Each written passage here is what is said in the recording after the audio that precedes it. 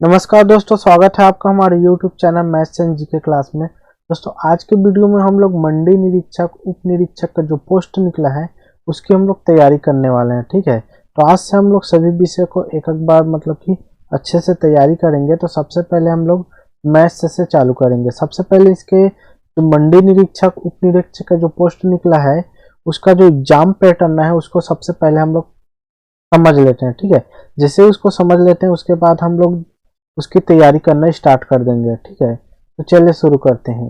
सबसे पहले हम लोग ये देख लेते हैं कि जो मंडी निरीक्षक का जो पोस्ट है उसमें कितना कितना नंबर कौन कौन से सब्जेक्ट से आने वाला है। ठीक है, जैसे कि हिंदी से 10 नंबर का आएगा। ठीक है, अंग्रेजी से अगर हम लोग देखेंगे तो अंग्रेजी से भी यहाँ पर 10 नंबर का क्वेश्चन आएगा। ठीक है, गणित से 30 नंबर का आएगा, और जो सामान्य मानसिक योग्यता है जिसमें रीजनिंग वगैरह आते हैं इससे ये 15 नंबर का आएगा। ठीक है, सामान्य ज्ञान है, सामान्य ज्ञान में जो इतिहास आ जाते हैं, राजनीति आ जाते हैं और भूगोल आ जाते हैं, इन सब से आएगा 35 नंबर का। ठीक है, और है समसामयिकी घटनाक्रम यानी कि करंट अफेयर, इससे 15 नंबर का क्वेश्चन आएगा। ठीक है, वैसे यहाँ पर 36 जो सामान्य ज्ञान है इससे भी 15 नंबर क्वेश्चन आएगा, और कंप्यूटर से 20 नंबर। तो हम लोग सबसे पहले हम लोग स्टार्ट करने वाले हैं मैथ्स से यानी कि गणित से 30 नंबर का आने वाला है। ठीक है, तो इस गणित से सबसे पहले हम लोग यूनिट 1 से स्टार्ट करते हैं। ठीक है, तो सबसे पहला जो यूनिट है वो यूनिट 1 में दिया गया है प्राकृतिक संख्या, पूर्ण संख्या, पूर्णांक संख्या, परिमेय संख्या, अपरिमेय संख्या, वास्तविक संख्या पर आधारित संक्रियाएं। ठीक है, तो सबसे पहले हम लोग क्या करेंगे, इन सबको सबसे पहले हम लोग समझ लेंगे। तो प्राकृतिक संख्या किसे कहते हैं, पूर्ण संख्या किसे कहते हैं, पूर्णांक संख्या किसे कहते हैं, परिमेय संख्या, इन सब का परिभाषा पहले समझ लेते हैं। उसके बाद इन पे जो आधारित क्वेश्चन है उसको हम लोग सॉल्व करना सीखेंगे। ठीक है, तो सबसे पहले हम लोग सीख लेते हैं कि प्राकृतिक संख्या किसे कहते हैं। प्राकृतिक संख्या यानी कि प्राकृतिक संख्या उस संख्या को बोला जाता है जिसको हम लोग गिनने के लिए प्रयोग करते हैं। जैसे हम लोग किसी भी चीज को गिनेंगे तो हम लोग बोलते हैं 1 2 3 या 1 2 3, इस टाइप से गिनना चालू करते हैं, और जितना समान रहेगा उतना को हम लोग गिन देंगे। यानी कि जो प्राकृतिक संख्या या प्राकृतिक संख्या है वो 1 से लेकर चालू होता है और अनंत तक जाता है। मतलब जितना भी चीज को गिनना रहेगा वो कभी भी मतलब ज्यादा समान रहेगा तो ज्यादा तक जाएगा, कितना भी जा सकता है, 1 लाख 1 करोड़ कितना भी जा सकता है। ठीक है, लेकिन जो स्टार्टिंग होता है वो 1 से होता है, 1 से चालू होता है, क्योंकि हम लोग किसी भी सामान को गिनते हैं तो एक से ही बोलते हैं, 1 2 3 इस टाइप से बोलते हैं। ठीक है, ये संख्या है, इसको हम लोग क्या बोलते हैं, प्राकृतिक संख्या बोला जाता है। ठीक है, प्राकृतिक संख्या का परिभाषा यही है, जो 1 से लेकर जितने भी अनंत तक के संख्याएं होते हैं जिसको हम लोग गिनने के लिए प्रयोग करते हैं उसको हम लोग क्या बोलते हैं, प्राकृतिक संख्या बोलते हैं। ठीक है, उसके बाद अब हम लोग सेकेंड जो परिभाषा है प्राकृतिक का हो गया। ठीक है, उसके जो सेकेंड है, ठीक है, उसको बोलते हैं पूर्ण संख्या। ठीक है, पूर्ण संख्या क्या होता है, पूर्ण संख्या उस संख्या को बोला जाता है, ठीक है, जो 0 से चालू होता है। मतलब जो प्राकृतिक संख्या जो 1 से लेकर अनंत तक की ओर जाता था, अगर इसको हम इसी में जो प्राकृतिक संख्या है इसी में अगर हम लोग 0 को भी शामिल कर देते हैं तो ये बन जाता है पूर्ण संख्या। यानी कि जो प्राकृतिक संख्या है उसी में 0 शामिल करने से वो बन जाता है पूर्ण संख्या। पूर्ण संख्या 0 से स्टार्ट होकर अनंत तक जाता है ये भी। ठीक है, प्राकृतिक संख्या 1 से चालू होता था, पूर्ण संख्या 0 से चालू होगा और अनंत तक ही जाएगा। ठीक है, तो ये हो गया पूर्ण संख्या। अगला आते हैं जिसको हम लोग बोलते हैं पूर्णांक संख्या। पूर्णांक संख्या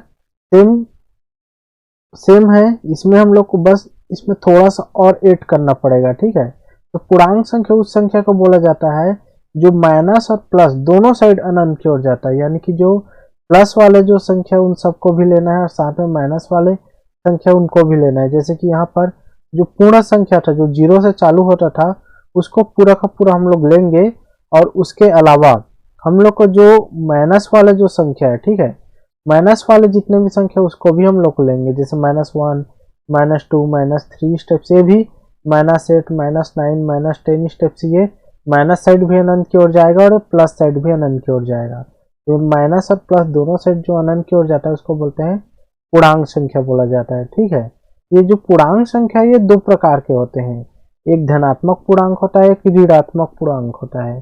धनात्मक पूर्णांक मतलब जो माइनस वाले जितने भी संख्या है ये ऋणात्मक पूर्णांक कहलाएंगे, और जो प्लस वाले जितने भी इसमें पूर्णांक संख्या है उसको हम लोग धनात्मक पूर्णांक कहते हैं, ठीक है। तो ये माइनस वाले को ऋणात्मक पूर्णांक, प्लस वाले को धनात्मक पूर्णांक, और जो जीरो है ये तो न धनात्मक पूर्णांक में गिनती आता है, ना ही ऋणात्मक पूर्णांक में, लेकिन ये पूर्णांक संख्या है, लेकिन न धनात्मक का है ना ऋणात्मक का है, ठीक है।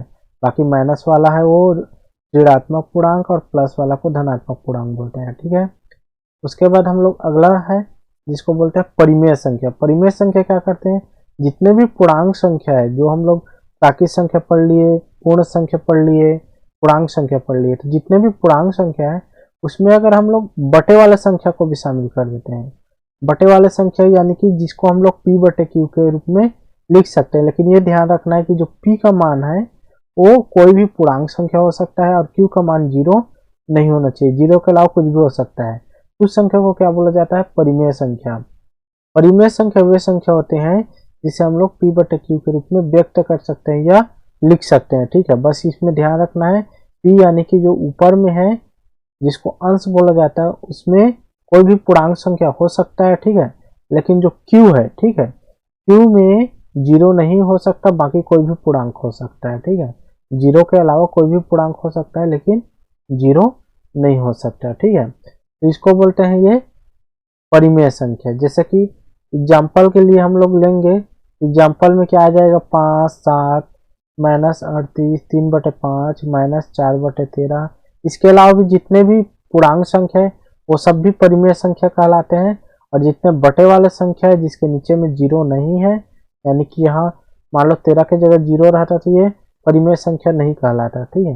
यानी कि जितने भी बटे वाले संख्या है जिसके हर में 0 नहीं है वो सभी क्या कहलाते हैं, परिमेय संख्या कहलाते हैं, और जितने पूर्णांक है वो भी परिमेय संख्या कहलाते हैं, ठीक है।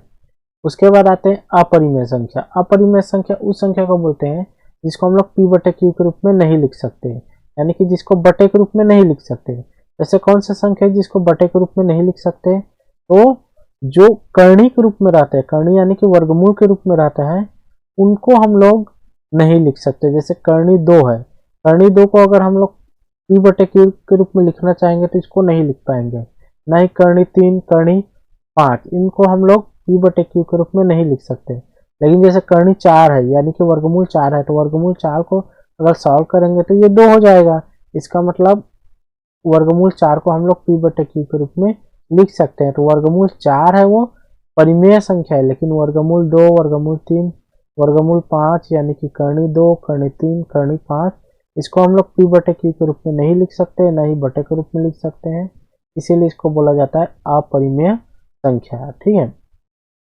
तो उसके बाद आते हैं, अगला है एक सम संख्या, ठीक है। एक और आता है जिसको बोलते हैं वास्तविक संख्या बोला जाता है, ठीक है।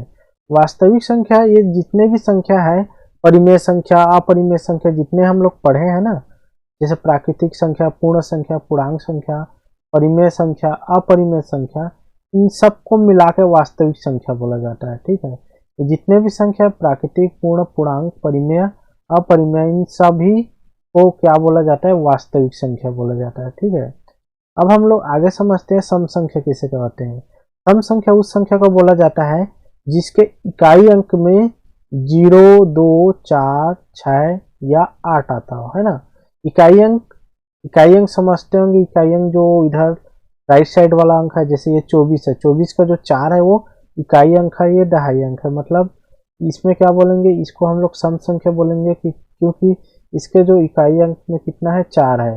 ये 132 है, ये भी सम संख्या की क्योंकि इसके इकाई अंक में 2 है। मतलब उस सभी संख्या को सम संख्या बोला जाता है जिसके इकाई अंक में 0, 2, 4, 6 या 8 आता हो, ठीक है। उसी प्रकार से यहाँ से 5716 है ना। यहाँ पर जो 6 है, इकाई अंक में 6 है, तो इसका मतलब ये भी क्या है, सम संख्या है। तो जिस संख्या की इकाई अंक में 0, 2, 4, 6, 8 आएंगे, समझ लेना कि वो क्या है, सम संख्या है, ठीक है। उसके बाद आता है विषम संख्या। विषम संख्या उस संख्या को बोला जाता है जिसके इकाई अंक में 1, 3, 5, 7 या 9 आता हो। मतलब जिस संख्या की इकाई अंक में 1, 3, 5, 7, 9 आएगा तो क्या है, वो विषम संख्या। जैसे यहाँ 25 के इकाई अंक में कितना है, 5 है, ठीक है। इसमें 137 है, 137 के इकाई अंक में कितना है, 7 है। और यहाँ पर 2481 है, इसके इकाई अंक में 1 है। मतलब जिस संख्या की इकाई अंक में 1, 3, 5, 7, 9 आएगा उसको क्या बोलते हैं, विषम संख्या। सम संख्या और विषम संख्या की एक और परिभाषा है। सम संख्या उस संख्या को बोलते हैं जो 2 से पूर्णतः विभाजित हो जाता है, और विषम संख्या उस संख्या को बोला जाता है जो 2 से पूर्णतः विभाजित नहीं होता है। ठीक है, ये दोनों परिभाषा में से किसी को आप ले सकते हैं। मेन ये है कि हम लोग को क्वेश्चन सॉल्व करने के लिए सबसे पहले इनके परिभाषा को मेन समझना जरूरी है। ठीक है, उसके बाद आता है अभाज्य संख्या। अभाज्य संख्या उस संख्या को बोला जाता है जो एक और स्वयं के अलावा किसी दूसरे संख्या से पूर्ण रूप से विभाजित नहीं होता है। मतलब उस संख्या को अभाज्य संख्या बोलते हैं जो एक से पूरी तरह से कट जाएगा। ठीक है, और एक के अलावा, ठीक है, जो संख्या है उसी से कटेगा। जैसे मैं इसको एग्जांपल से मैं समझाता हूँ। ठीक है, जैसे मान लो मैं एक संख्या लेता हूँ। ठीक है, एक संख्या मान लेते हैं कि अब मैं ले लेता हूँ 5 को। ठीक है, ये 5 है। अगर 5 को मैं 1 से भाग करूंगा, ठीक है, 1 से भाग करूंगा तो ये 5 है वो कट जाएगा। ठीक है, ये 5, 1 5 से 5 कट गया। ठीक है, वैसे ही अगर इस 5 को मैं 5 से कटाऊंगा, ठीक है, 5 से अगर कटाऊंगा तब भी ये कट जाएगा। और इसके अलावा अगर मैं 5 को किसी दूसरे और संख्या से कटाऊंगा तो ये 5 नहीं कटेगा। मतलब जो 5 है वो किससे कट रहा है, 1 से कट रहा है और अपने आप से कट रहा है। मतलब 1 से कट रहा है, अपने आप से कट रहा है, इसलिए इसको क्या बोलते हैं, अभाज्य संख्या। कोई भी संख्या ऐसे संख्या जो 1 से कटेगा और अपने आप से कटेगा, उसके अलावा किसी दूसरे से नहीं कटेगा, तो वो अभाज्य संख्या है। बहुत सारे अभाज्य संख्या है ना।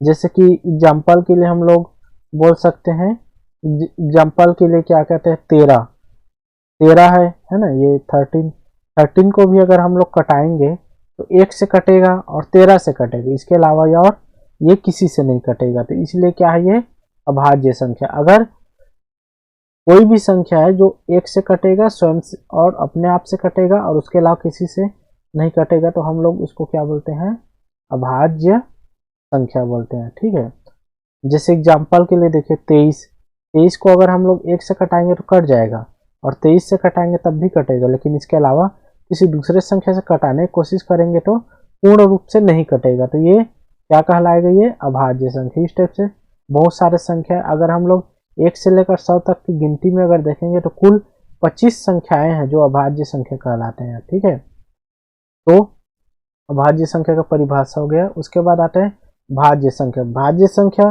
सेम अभाज्य संख्या का इसका विपरीत है। ठीक है, जो मतलब कि उस संख्या को भाज्य संख्या कहते हैं जो 1 से कट जाएगा और अपने आप से कटेगा और इसके अलावा किसी दूसरे से भी कटेगा, है ना। 1 से तो कटेगा ही और अपने आप से भी कटेगा, लेकिन इसके अलावा किसी दूसरे से भी कट जाएगा, तो ये भाज्य संख्या कहलाते हैं। जैसे एग्जाम्पल के लिए मैं आपको बताता हूँ, है ना।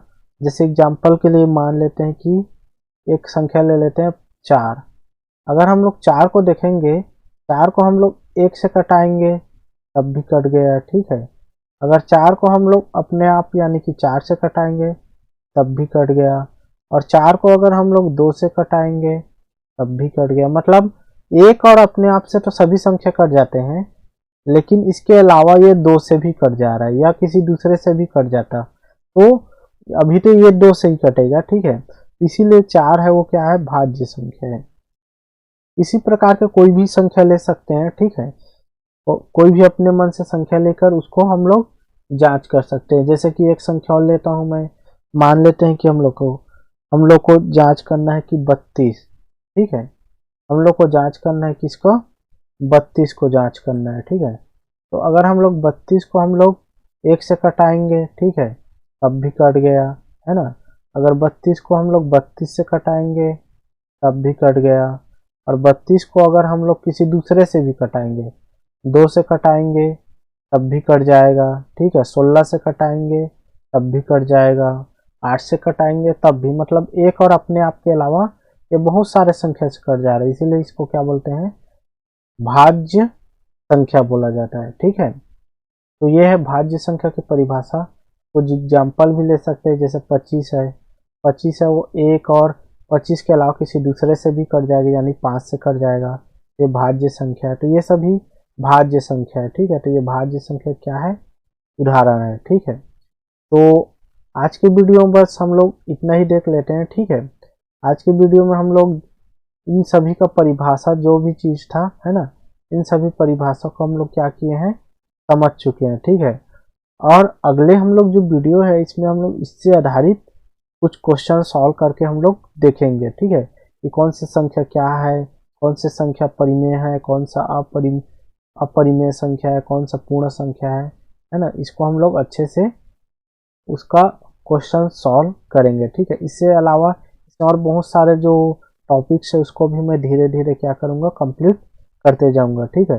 अगर आपको वीडियो अच्छा लगा तो वीडियो को लाइक कीजिए, चैनल को सब्सक्राइब कीजिए, क्योंकि मैं मंडी निरीक्षक के जितने भी टॉपिक्स हैं मैं धीरे धीरे सबको कंप्लीट करूँगा, ठीक है। तो आज की वीडियो में बस इतना ही, है ना। वीडियो देखने के लिए बहुत बहुत धन्यवाद।